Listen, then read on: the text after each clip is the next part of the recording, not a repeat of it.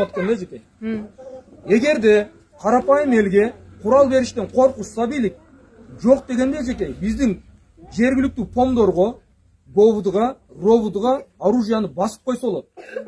Мисалы үчүн жанакы тажик туугандардын эмесин айтып атат биздин ошо говудун кече сотрудниктериге рахмат. Мына Сүлкү шаарынын говудун сотрудниктери начальство менен биргеликте ошол кыраңда туруп биздин спецнастын балдарга жардам берип атышып ошол жерде жардам берип турушту. Бир суткачы.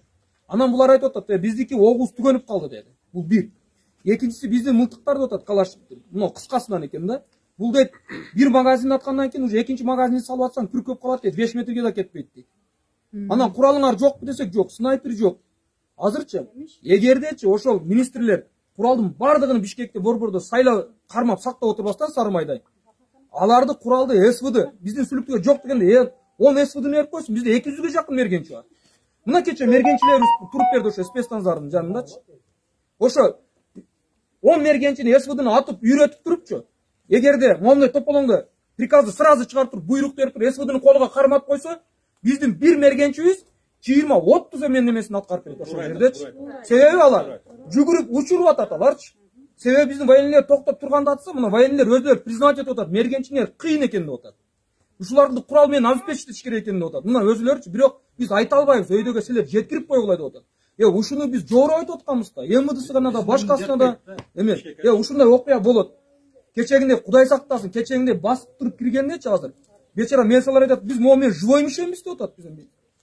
Эгерде куралды жанакы эмеси бар, миномет, гранатомет, айланайын, ушуну биздин мына ровдуга, говдуга басып койсун. Керек мезгилде учет эсепке алып койсун мергенчилер. Афганистерибиз айтып атат, куралды берсин, бизде опыт бар деп атат. Рахмат Афганистерге. Афганистер барып ошол жерде туруп берди. Туруп берди ошол жерде. Биздин эмне моральный дух болду солдаттарыбызга. Атайын десе мылтык, курал жок. Ок дарысы төгөнүп калган. Мына ушундай окуялар болду эжеке.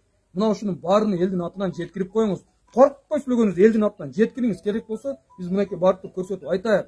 Мынча эле элди кордой берген болбойт. Кече көрүп атасы баласын издеген, баласы энесин издеген, ушундай элди көрсөң жалаң айлак, эми суусаган, чаңкаган, ач калган, давлениясы көтөрүп, жыгылып калган.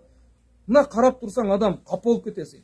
А солдаттарыбыздын ал жердеги шартын көрүп туруп, вообще эле капа болуп кеттим менчи. Жогору жакта бийлик эмнени карап отур? Ошо шарты боюнча айтсаңыз.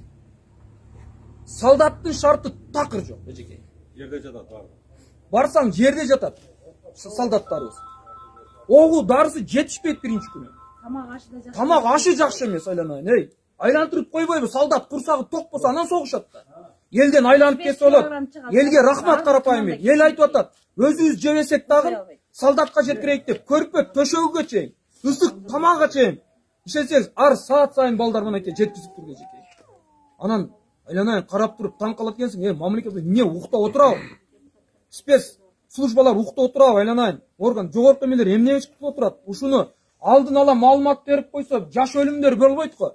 Мына кече канча солдат өлүп кетти. Мага обидно жери, солдаттын огу жок атышып атып өлүп кетти. Мына солдатка могул обидно экен, биздин солдаттар ер экен. Биздин солдаттар каныбызда батырлык мүнөзү бар экен. Бир кадам чегинбестен мекен үчүн, эл үчүн, жер үчүн до конца туруп берди.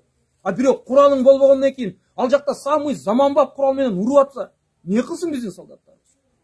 Рахмат ошо солдаттарга, рахмат. Мына өлүп кеткен балдарыбыз баатыр. Буларга эжеке жеткирип коюңуз. Кечиктирбестен баатыр намыны берсин, үй бүлөлөргө камкөрлүк көрсүн. Себеби алар элди, жерди, мекенди деп бир карыш жылбастан туруп, элди, жерди коргоду ошол балдар. Мунуларды жеткирип коюңуздар. Курал жарак менен коркпостон обеспечить этсин. Эми азыр заман ошондой болуп калыптыр да. Бул элдин убалы кимге болот? Мынча элдин убалы. Ушуну заранее айтса, айланайындар, ушундай кооптуу абал бар. Эвакуация болгула десе, мунулар аман-аман заманда келип, мына жылуу жерге жайгашып алат эжеке. Анан солдаттарыбызды техника менен, оружие менен куралдандырып берсе, мисалы үчүн, макул жанакы биздин мергенчилерге, жергиликтүү элге бийлик курал бергенден корксо, жок дегенде говдуларды самый заманбап современный оружиялар, куралдар менен, шаймандар менен